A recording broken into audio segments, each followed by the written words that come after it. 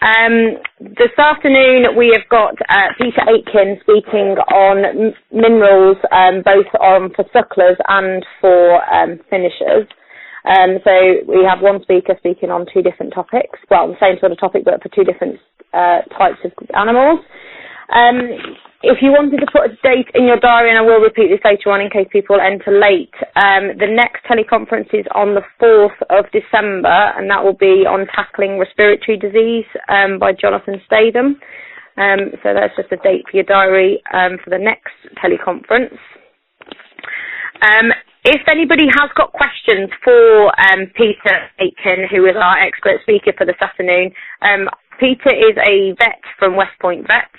If anyone has got any questions that you want me to bring up and ask him during the call, then if you send it to brpconf@ahdb.org.uk, so brpconf@ahdb.org.uk, I will endeavour to try and get all of those questions asked.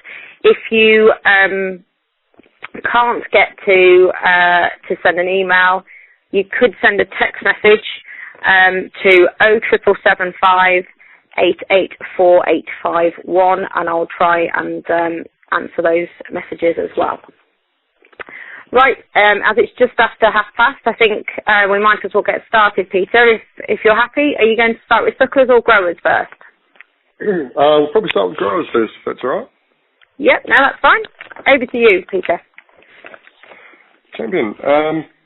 Okay, so thinking about minerals when it comes to cattle, in particular to beef animals, it's an interesting one that as a vet, quite often I get called upon to have a look at animals and assess what is missing when it comes to trace minerals. But quite often we actually forget about some of the core things that go into these guys, and I like to sort of think of it a little bit like a car, if you like, in that the fuel we put in the car is similar to the energy we put in our cattle ration. The oil that goes in the car is similar to the water we have to provide them with, and the tyres sort of a bit like the protein that we need to put in there. So all those three, your big three really, to make sure the whole system keeps working. And then when it comes to minerals, it's a bit more like the washer fluid or the brake fluid, if you like. We don't actually look at it that often. We just assume it's, for the general part, we assume it's okay. But it's actually quite important that those things are kept up to speed, but it's usually only when they go wrong that we start to pay attention. The big things are that we make sure that we've got the basics right, so the energy, protein and water intakes right. If we get those bits right, then quite often the mineral issues will, for a large chunk of it, will take care of themselves. One of the things we need to make sure actually when we're thinking about minerals is that we need to know what it is that we're trying to put into them. There's a lot of mineral products and forms and sources available on the market, but unless we have a good idea of what it is that we actually need to put into them, then sometimes we can over-supplement or we can under-supplement. But generally speaking, we can make some we can spend money probably where we don't need to. One of the big things we need to keep in mind is what is in the feed that we're putting into them. So we need to look at the rations that we're putting into them and make sure that where possible that we've got those rations analysed adequately, and we need to know what the base level of the minerals are that are going into our cattle. This includes looking at even the water sometimes, as depending on where in the country you are, there might be issues with the water, where it comes from, as far as potential antagonists to some of the minerals. So knowing what's in the ration and going into our cattle first, we can then start to make some more sound decisions about what it is we're trying to supplement. So if we're looking at the minerals per se that we talk about on a general basis, we're talking sort of salt, calcium, magnesium, potassium, phosphorus. There are sort of macro minerals, if we like, the major ones. And then the micro minerals or trace minerals include things like selenium, copper, iodine, vitamin E, and a few others to boot. But those are probably the more common ones that we hear thrown about within the industry and by our friendly local mineral salesman. If we break those down a little bit for our growing cattle, and we say, okay, well, what do we need? Why do we need it? Let's start with sodium. Sodium comes as part of salt, and most of us will probably put salt in our rations or provide salt in some way, shape, or form. Why do we need it? Well, the sodium is actually quite important, and it works in conjunction really with one of the other minerals, potassium, in that it's actually acts as a transporter for nutrients and things across cell membranes. So in order for things to cross the cell membranes, quite often we need sodium and we need potassium to enable that transport to take place. If we make sure we've got plenty of sodium in the ration, then it can actually also drive water intake. And if we drive the water intake, then that can help with driving our dry matter intakes. So the more water they're drinking, chances are the more they're actually going to eat, which then flows back to that earlier comment about making sure that energy, protein and water are all adequate. If our water supply is inadequate, then that's going to have a bigger impact on our feed intake than a lack of sodium. Sodium is also quite useful in that we can use it in finishing rations to actually limit the amount of a finishing ration an animal might eat. So we can actually, on an ad lib ration, we can control that a little bit by the inclusion of salt into that ration. The next one I'd probably think about is calcium. It's one of the most abundant minerals in the body. It's there in fairly good quantities. Important because it's incorporated into our bones, and it's also incorporated in various other things such as muscle function and nerve impulse transmission and various other things like that. Often though, when we're feeding animals indoors especially, we're using forages and things that have been cut outside and have been weathered and have been brought indoors and have been stored. And quite often these forages, especially when we're looking at forages that have been allowed to grow on past their best a little bit before we cut them, can have reduced calcium levels. Clovers and legumes will tend to have more calcium in them than the grasses will. But conversely, the grains, so especially on finishing rations and things, they'll have a lot lower calcium levels. And that's something to bear in mind, especially with growing animals, that when we're feeding high grain diets like barley beef and things like that, we just need to be aware that if we've got very low levels of calcium, we've got to watch our phosphorus levels, because if our phosphorus levels get too high, then we can precipitate those animals into getting urinary calculi and struvite formation within the bladder, which can then lead to blocked bladders and bladder rupture, which can actually cause fairly rapid death. So we just need to watch that one and make sure that our calcium phosphorus ratio in particular is maintained at a suitable level. Magnesium is probably next one on my list. And so I'm working through sort of the macro ones here to start with. Magnesium is also an important one. The body uses magnesium for a lot of things. In particular, a lot of it's to do with actually the activation of certain processes that go on within the body, such as the breakdown of glucose, various other things that can go on, but also involved with membrane nerve conduction. So lack of magnesium, we see it as excitability and anorexia and convulsions, etc. Many of you have probably heard of grass tetany. Well, that's to do with the magnesium side of things. Magnesium levels in forages will vary, and often it depends on soil levels, when the plant's cut, season and environment. So our forage levels that we're feeding in the shed can quite often can vary quite a lot. And again, legumes will quite often have more than grasses. And again, these are both probably twice as much as you'll find in grains.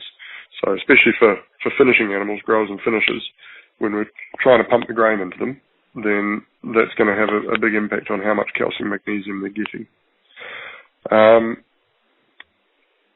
If they're out at grass, then lush pasture is also a risk factor for magnesium. So when you're turning animals out for the first time onto lush spring grass, that can also be a factor if we're looking at low magnesium levels. Potassium would be my next one. Now, we often don't sort of think about potassium too much. It tends to just be there, and in particular if we've got forages going into the ration, we don't tend to have to worry about it because potassium is usually relatively high in forages.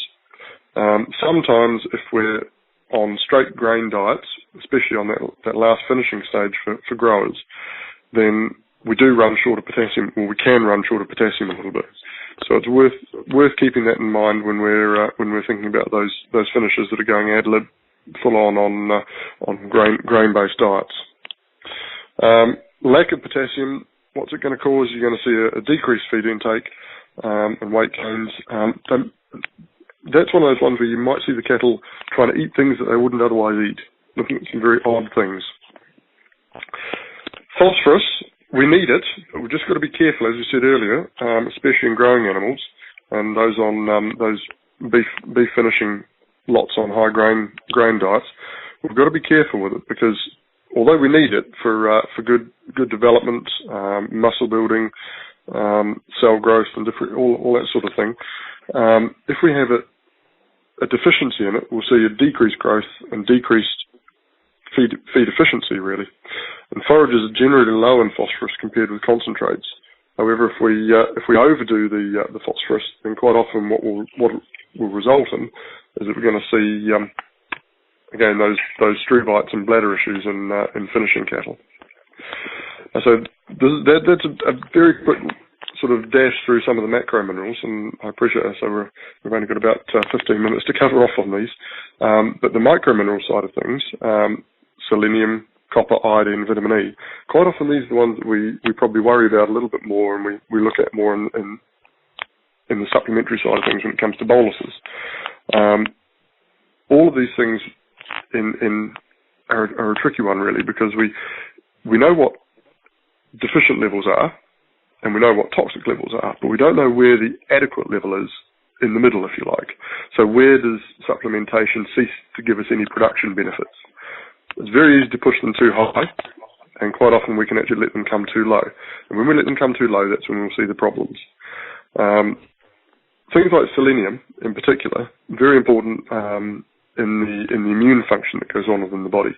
So quite often, if you've got a deficiency in selenium, then we could be looking at increased incidence of disease, or just those animals that fail to respond as quickly to diseases coming through.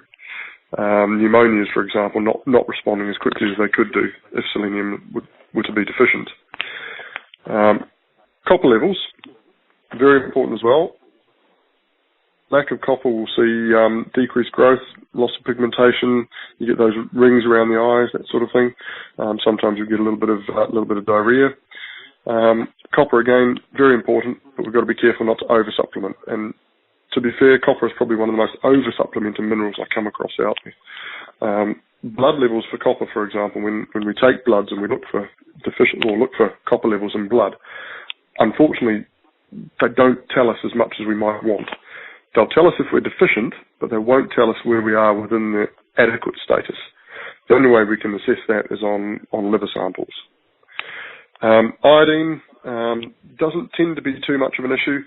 However, the time that you will see it is in very young animals coming through. The calves that fail to get up and really get going very quickly, sometimes that can be recognised as an iodine deficiency. But if it's a major iodine deficiency, they'll be seen as having goiter, those swollen glands around under the back of the neck.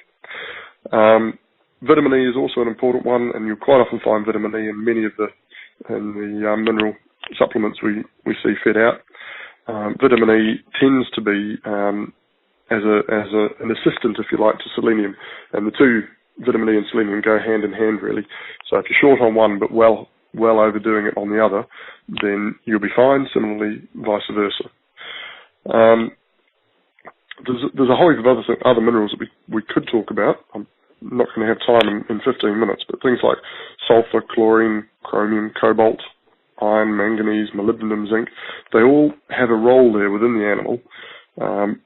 One of the big tricks we find is that there's a lot of interactions that go on between these minerals as well. So again, going back to that earlier comment about knowing what's present in the forages and feeds that you're feeding is very important, because if, for example, you're on a farm that has a relatively high level of molybdenum or sulfur, then the forages that will contain that high levels of molybdenum and sulfur will actually lock up other minerals that we're trying to put in there, and in which case the standard off-the-shelf bag of mineral supplement may not do the job if it lacks the right form of copper, for example. We may need an organic form versus an inorganic form. So there's lots of variations on a theme in there, and unfortunately it's very specific to the farm and the forages and the feeds. It's very hard to be generally prescriptive about what minerals you may require on your farm. That being said, though, hopefully a good nutritionist will be able to look at your farm and your forages, do the analysis, and recommend to you what sort of minerals should be included within a finishing ration in order to get you the best results possible. And over-supplementation is just as bad as under-supplementation. So there's also quite a cost saving to be made by looking at it, making sure that you have got the right levels of supplements for the growers and the finishers. I think I'm probably running short of time there, so how are we going on time? Yeah, that's probably, that is just about 15 minutes on the growers. One query, Peter, is it just, so should they be getting their nutritionist to be testing the forage and their hard feed if they're supplementing, obviously with concentrates, or should they be maybe getting blood tests to actually see what's actually happening in the animals? What's the best way? In an ideal world there, I would say both. Because it's testing the feeds and the supplements in the water is one thing. Unfortunately, we've then got to see what the animal thinks of that. So with all these minerals going in, what we put into them, there's a degree of what they call the bioavailability of each of these substances going into them. So then what is actually present in the animal can differ greatly from what's actually going into the animal. If, for example, you have really high levels of copper going into the animal, but you've also got very high levels of molybdenum going into the animal, then the animal itself, or molybdenum and sulfur, then those two will interact with your copper and bind up the copper, so that what's actually going into the animal will actually be very low. So although on paper what might look to be adequate levels of copper going in, when we look at the animal, we see they're still running at a deficient level. Right. Okay. So need to test both, and obviously, I guess if you've got a problem, if you think you've got a problem, then to be blood tested and investigating further as well. Yeah, and ideally, I'd say blood testing is adequate. Liver biopsies are better. Liver biopsies. When I say liver biopsies, they're basically all it is just taking a small sample of liver from some of the animals that are on the feed in question or on the ration in question. They need to have been on the ration for a good 4 or 5 weeks, and then take a sample. It's a relatively quick procedure as long as you've got a good crush for a vet to come and take a liver sample and send it away. The cheapest testing I've come across at the moment in the UK for running samples from liver biopsies is about £200 for 6 samples. That doesn't include the cost of the vet coming and taking the samples, but potentially if it flags things up to you, that's going to pay for itself over and above excess copper going into the system. Just as an idea, there was one chap I had who was bolusing all his animals and was putting in copper boluses to all of the cows at drying off, as well as copper going through the minerals. We found out that his copper level was actually nearly 3 times over the toxic range, recommended toxic range. He knocked out his bolus, so he saved about £5 a head by knocking out that bolus, and he's now sitting quite comfortably in the adequate range for copper. So, although it might sound like an expense, it might also save you a lot of money in the long run as well. Right, okay. No, that's fine. We haven't got any other questions at the moment, so if you'd like to carry on and talk about the mineral nutrition for sucklers, that'd be great. Super. Alrighty, so suckler cows, they're a little bit different to your growers, and the minerals themselves are actually all the same, but the actual role of those minerals within the body is also is different. So they have a different action, and we're looking at a different part of their action within the body that we're interested in. So if I was to look at the suckler cow and think, okay, well, which of the minerals am I most worried about in the suckler cow? Then again, although we've got calcium, magnesium, potassium and phosphorus at the top of my list for the macro minerals, they have a different mode of action, if you like. So for a suckler cow, generally speaking, over the say over the winter period, she'll be indoors, housed on various types of rations, waiting to calve, or potentially with calf at foot. In autumn calving herds, for example, if they're coming in and they're in the shed, then what we've got to be careful of is that if we run a ration that's very low in calcium, that's actually not a bad thing. Running a ration that's low in calcium to a cow that's about to calve actually helps her to promote vitamin D activity within her body, which then helps to increase calcium uptake from the diet, but also to mobilise the calcium she has in her bones, so that come the time of calving, we don't tend to see problems with milk fever. If we overdo the calcium to those cows prior to calving, then that actually downregulates that whole internal homeostatic process. So she's relying on that calcium intake coming from her diet, which, as we know, at the point of calving, the first thing she does is she drops her dry matter intake actually drops off around calving. If that happens and she's totally reliant on the dietary intake of calcium and her body system's having speed, that's when we'll see the cows going down with milk fever. Now, hand in hand with that, we have magnesium. So in particular for dry cows and those cows close to calving, suckler cows close to calving, magnesium is great as a supplement. It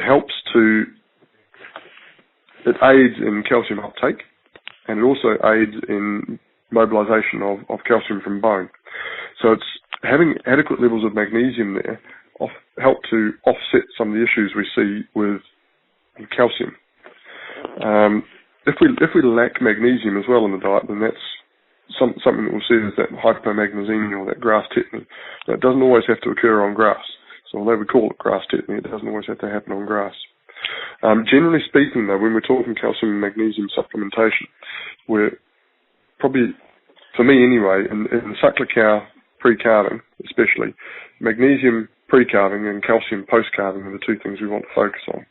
But magnesium pre-calving, I'll be looking at getting it into her ration, give or take around about 10 to 15 grams of elemental magnesium per cow per day. Now, we've got to be careful there because magnesium comes in lots of different forms. So again, it's important to know what form it's being presented to the cow in.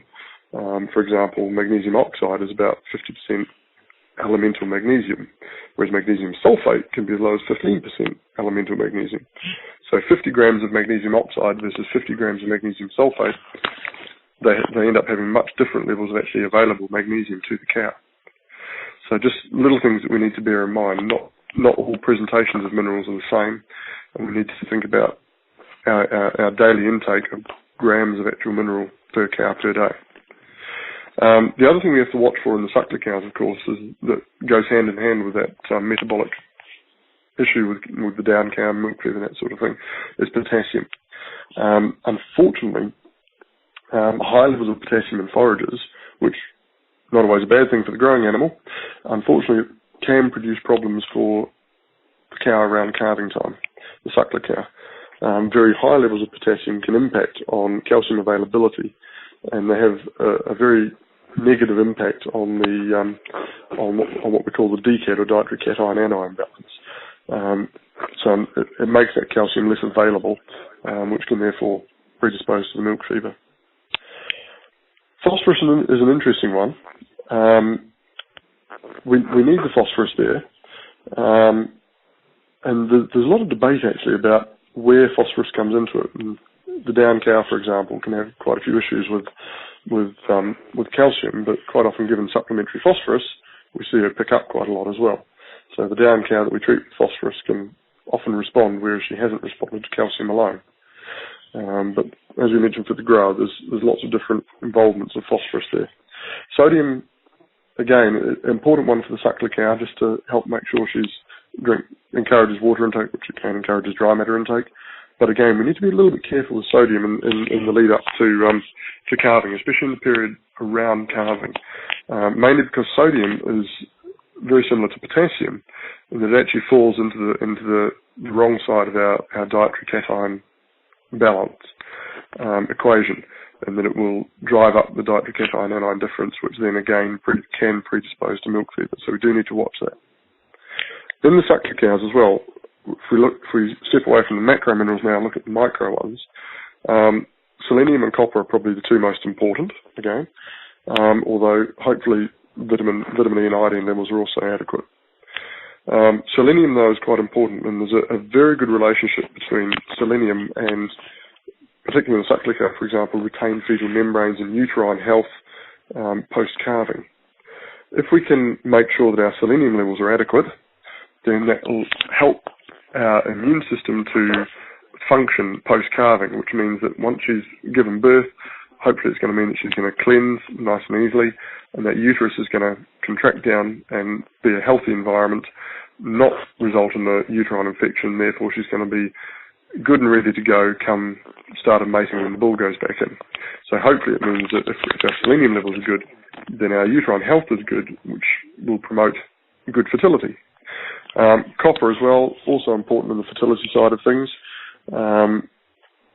And again, just making sure that everything's working as it should do. So if our copper levels are good, then hopefully everything else is ticking along as it should do. We're going to have a nice, healthy animal. But again, don't overdo the copper.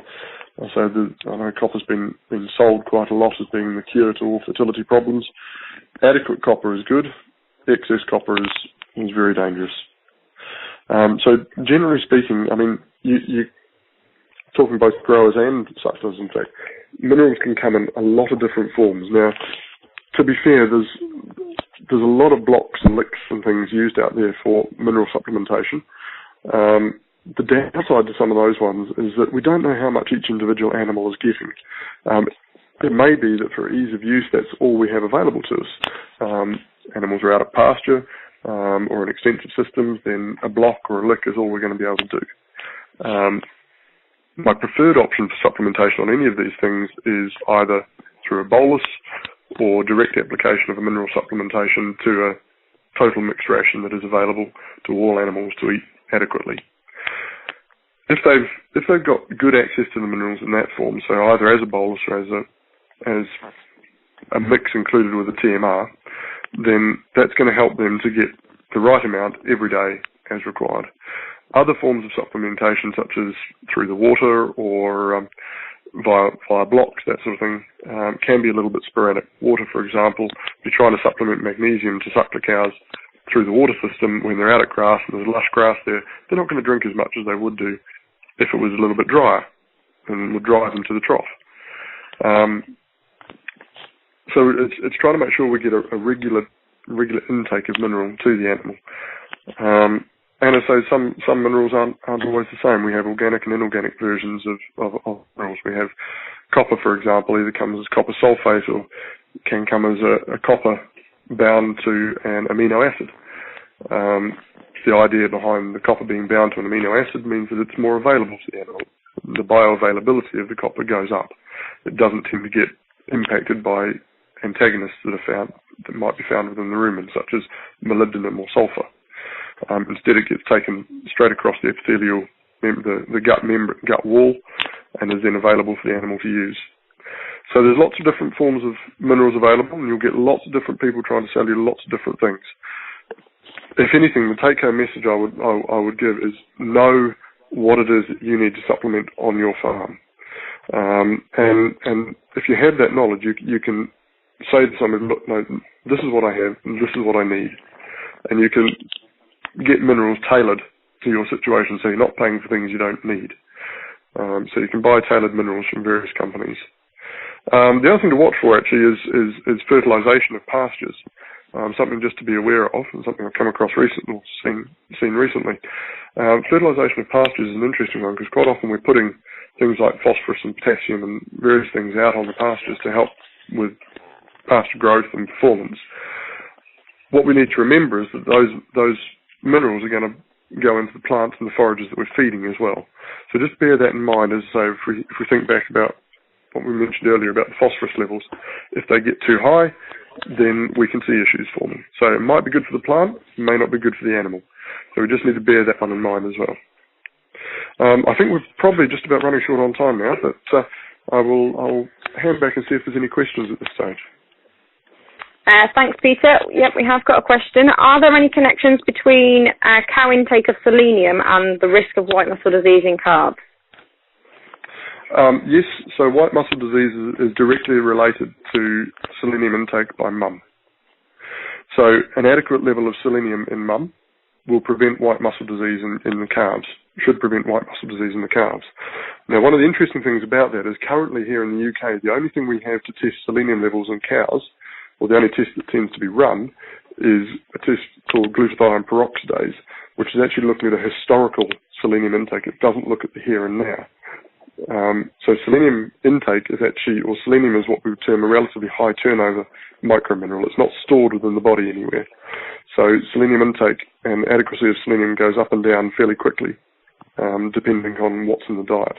So selenium, if you know you're deficient in your forages in selenium, then I would recommend bolusing cows prior to calving. And if you have if someone's had an issue with one of the minerals 1 year, are they likely to have the same issue the following year, or can things change on year? Generally speaking, the minerals and the trace minerals will change slowly. If you have a deficiency in a trace mineral, you will tend to always have that deficiency. The macro minerals will change a little bit more often, depending on what's going in the way of fertilizers and things like that, and what type of soils you're on, and bits and pieces like that. So you can expect them to have problems from 1 year to the next if you've had one. The important part I would say is that regular analysis of soils and pastures will help you keep on top of that. And for the cost of the analysis, now quite often you can get these analyses done for as little as £40. For the cost of doing those analysis on an annual basis, I would definitely advocate doing it regularly to see what's going on, keeping an eye on what's happening. Okay, thank you. I don't think I've got any other questions and queries. So I think to summarise what I've learnt this afternoon, if we don't know what situation we're in regarding our silage or our pastures and our supplementary feeds, I think we need to make sure we've tested so we know whether, what supplements we need to actually be providing. It's better if we can supplement with what we're actually lacking. It's not good to be over-supplementing, especially not to toxic levels. So speak to your nutritionist and, speak to the providers that can actually do a tailored mineral. Is that right, Peter, to try and get one tailored specifically for your farm rather than just giving a blanket bolus that's going to do one-shot hits all sort of thing that might be actually sending you into toxic levels? Absolutely. I mean, you can buy boluses that do or don't contain copper, for example, or that do and don't contain selenium. Making sure you know what you've got means you can supplement much more effectively. And these current times, especially when we're under the pressures that we are under, it seems silly to me to pay for something that you don't need. Yep, indeed. Right, if anybody wants some other... I have just had another question just come in. What's the cost of blood samples? I think you did mention... you said the cost of the liver samples, not blood samples. Blood samples will vary quite a lot. And depends what you're testing them for, I guess. Exactly. It depends how many things you're testing for and what you're testing for, what your vet charges to take the blood samples. So there's lots of different things there that come into what the costs are. But generally speaking, you only need to blood test probably between 5 and 10 animals in a group on a diet. So if you run your suckler cows, for example, all as one group, and they've all been out grass now, they've all come in and they're all on the same TMR. If you've got 100 cows, you could probably blood sample 10 of them and have a look at that. You're probably looking at between 100 and 150 pounds, I would imagine, to run sort of 4 or 5 elements to each sample. So if you were to look at selenium, copper, calcium, magnesium, and a pooled plasma inorganic iodine level, so 5 different things on 10, you're probably looking at 150 pounds, I would imagine. Okay, and that's just for obviously the samples, and then there's a vet cost on top, whatever your vet would charge. Yeah, so whatever your vet charges to come and take the sample, and depending on what they charge if they're doing anything else. Yeah. Okay. No worries. Thank you very much, Peter. Just if anybody wants some other information, literature reading, if we have got the expert view sheets. If you send an email to BRP, we will send you out the expert view sheets, which summarises everything what Peter said today. There's also a BRP Plus trace element supplementation for beef, cattle and sheep that's on our website. So go to the website and have another look at that. And just a reminder, in case anyone didn't hear at the start, the next teleconference is on the 4th of December on tackling respiratory disease, and that's by Jonathan Statham. So I don't think we've got any other questions. So I think thank you very much, Peter, and thank you everybody else for your time, for spending the last half an hour listening and learning about minerals. Hopefully it's been helpful to everybody, and we'll hopefully hear from you all again soon. Thank you very much. Good afternoon. Cheers. Bye-bye. Thank you.